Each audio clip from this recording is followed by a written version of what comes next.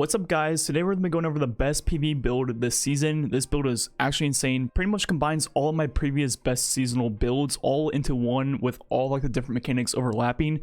It's actually so much going on, I don't even know where to begin, but I'm going to try to break down each part individually, then over time the entire full picture will develop. So let's go ahead and begin, starting off with the subclass we're going to be on, which will be Devourer.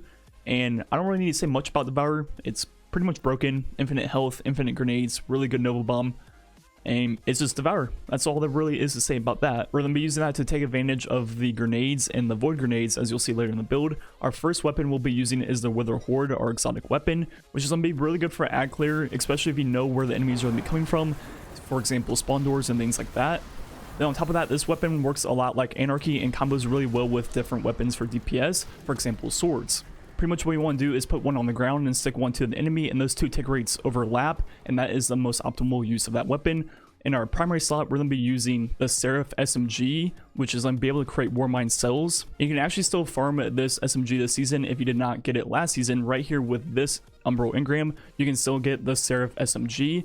Then if you go to this engram, you can only get these two weapons, so it's a 50% chance of getting this weapon from this focus engram, which makes it very easy to get. And the god roll, in my opinion, is either Feeding Frenzy, Ambitious Assassin, or Ambitious Assassin and Dragonfly. Both of those are really good and would be the role I would recommend getting if you're going to farm this season. In this slot, there's also going to be a few other options. You can also use the 7th Seraph sidearm from last season if you have one. This weapon is void and can come with Demolitionist and also Surrounded or Dragonfly. Unfortunately, you cannot grind it out this season, so you would have to have one from the previous season. And finally, the third option will be the Ikelus SMG once it comes out this season. As of right now, we're not sure how to get it, but the Ikelus weapons actually do work as Seraph weapons also. I'm not sure when they updated that, but that is really cool. Even the old year 1 versions create Warmind cells now, so that is a very cool update they did to those weapons. And no matter which one of these three weapons you end up using, the main point of all of them is to create Warmind cells, and Warmind cells are not RNG. Think of it like a bar you have to fully complete, and each type of enemy in the game counts as a different percent to fill up that bar.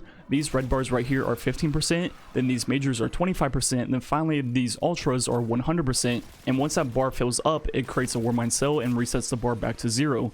So every 7 red bars, every 4 majors, and every single ultra will spawn in a Warmind cell guaranteed. It is not RNG in any way.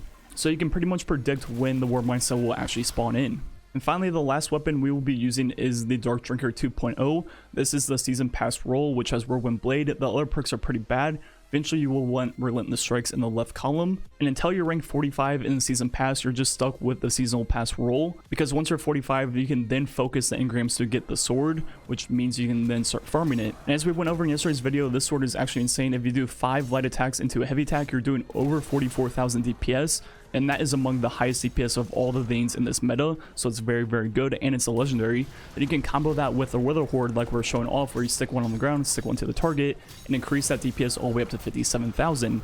Now moving on to the complicated things, including our armor and mods. First, in our exotic slot will be Verdi's Brow, which is going to do 2 things. It's going to increase our recharge rate of our grenade.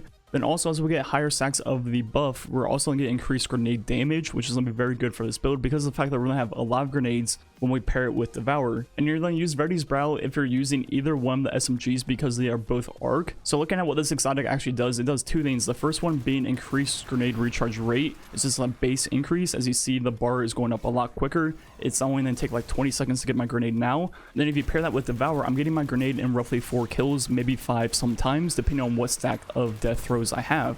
Then the second part of the perk, depending on what stack of the buff you're on, your grenade is going to do more damage. As you see, with no stacks, I hit 1540 per tick with my Vortex grenade. Now if I get times 5, throw it again, it's now going to go up to 23,009, which is going to be exactly a 50% increase, which is going to be very good for this build because we're going to have a lot of grenades, and grenades are going to be very important. And as mentioned before, you're going to be using Verdi's Brow if you're using the SMGs. What if you're using the sidearm? Well, now you can use Nezarec Sin because it's void, and Nezarec Sin is going to be a little bit better because it's going to not only give us our grenade, it's going to get our other 2 abilities back quicker and our super on top of that. So now with this build with Demolitionist on the sidearm, I can actually get my grenade in 3 kills, so it's actually quicker grenades and you're getting all of your abilities back quicker. So depending on if you have the sidearm or not, this might be better for you depending on which you prefer. So those are like the two main options in this build, either the sidearm or the SMGs, and depending on what you're doing will change your exotic helmet. Next up, moving to our gloves, we're going to have enhanced grenade launcher loader as right now for Wither Horde until I get the catalyst done. But the main mod we're going to be using is Power Rasputin, where we're going to gain bonus damage against enemies that are near Warmind cells. And as you see, that increases them be exactly 10%.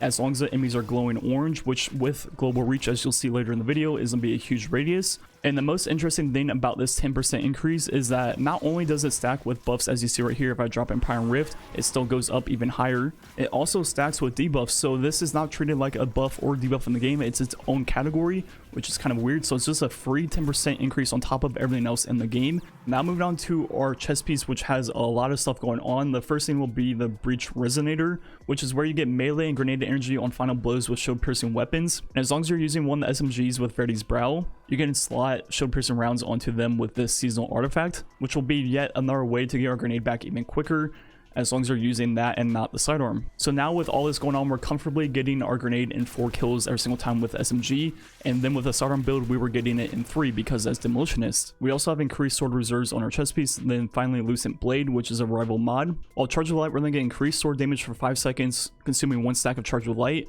Then the second part of this perk greatly increases the charge rate of your equipped swords. And all these different rival mods you can get from the Prismatic Recaster on the bottom row right here. And most of these rotate daily, so make sure to check and pick them up each time until you have them all. Some of them cost different ranks to be able to acquire them.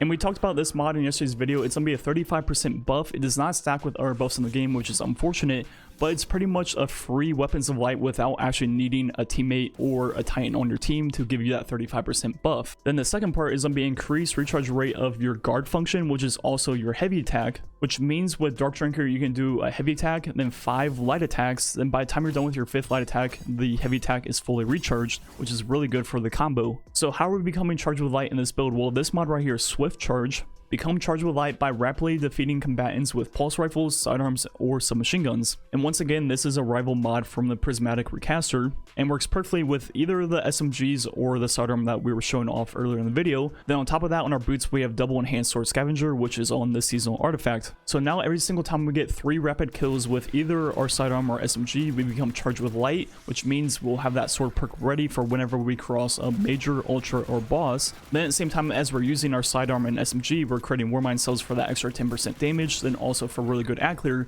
So as you can see, a lot of this stuff is starting to overlap and work really well together. Then finally on our bomb, we have global reach to make the explosion of Warmind cells pretty much nuclear explosions, then also increase the radius of Power Rasputin. Then we also have Oppressive Darkness, which is finally back for the season, which is great. And if you remember from the first season when Shadowkeep launched, Oppressive Darkness is a 30% debuff, so it's the exact same as all the other debuffs in the game, for example, Melting Point, Tether, whatever it is. And of course, Global Reach Warmind cells from last season, where you pretty much can clear your entire room with one single Warmind cell, which is amazing. So recapping everything going on with this build and how it works together, first you have your sidearm or SMG to create Warmind cells, which is really good for ad clear. You also have Wither Horde, which is really good for ad clear too. So you have 2 extremely powerful ad clear options. You have Devour plus your exotic helmet plus Breach Resonator plus Demolitionist, whatever it is, to get your grenade back very quickly. Then every single time you have a grenade with Verdi's Brow, it's going to be 50% more damage. Then also proc Oppressive Darkness, which is going to be a 30% debuff for boss fights and things like that. So infinite grenades that do a lot of stuff. While we're using our SMG and sidearm to create Warmind cells and get our grenades back, we're also becoming Charged with Light. That way, whenever we get up to a major or a boss, we have our sword perk ready for that 35% increase to sword damage. So with this build fully up and running, you can provide yourself a 10% debuff, a 30% debuff, and a 35% buff all by yourself without needing a single teammate to help you, which is actually insane. So with this entire full combo going, where you double stick Wither Horde, you have your Warmind cell, you have your debuff, and you also have your sword Charged with Light mod, you can be doing over a 100,000 DPS fully by yourself with no help from anyone else, which is actually insane. Pretty much the highest it's ever been outside of like crazy glitches. It's actually crazy. So I think that's pretty much it for the build. Let's see if I forgot anything. You have really good ad clear with Wither Horde, Warmind cells. You have really good DPS with all this stuff going on. Let's see. I think that's pretty much it. Well, there's one other thing I found while making this video is if you shoot an enemy with a Seraph weapon, then kill them with Wither Horde, for whatever reason, Wither Horde counts as killing them as a Seraph weapon because you damage them with Seraph weapon. I don't know. But anyways, that's the thing. I just want to throw that in. But anyways, here's a clip of the full build for boss damage. This is in a strike with no burn, no heavyweight, no nothing. And I pretty much killed the boss in like 2 or 3 seconds completely by myself. So yeah, this build is absurd for single target damage. It's really good for ad clear. You have all kinds of different options. It just works really well together. It's a mix of Charge with Light and Warmind cells, then also the new Dark Drinker, which is the best sword. So yeah, this build is pretty much the best of all my previous like 4 or 5 seasonal builds all together. You have a really good grenade Oppressive Darkness build going on. You have a really good sword build. You have really good ad clear with Warmind cells. You have pretty much everything like you will ever need in the game. And one thing I want to mention before I close out this video is there is a mod where when you throw your grenade, you get super energy. And I was originally going to use that in this video, but I found out it didn't pair well and didn't really fit into the build. Because when you throw your grenade with that mod, it consumes all stacks of Charge with Light. So if you're using that mod with this build and you were going up to a major or a boss and threw your grenade to proc Oppressive Darkness, it would consume all of your stacks of Charge with Light, which means you couldn't proc the sword perk. So those two mods really don't work together at all, and I decided to just leave that mod for a different build. So definitely look forward to that in the future, like a crazy 5-6 second from 0 to 100% super build, something like that. So don't worry, I'll definitely make a build with that mod in it. Anyways, let me know what you think about this build. It's pretty crazy. It's one of my favorite builds I've ever made. Thanks for watching. Catch you guys next time.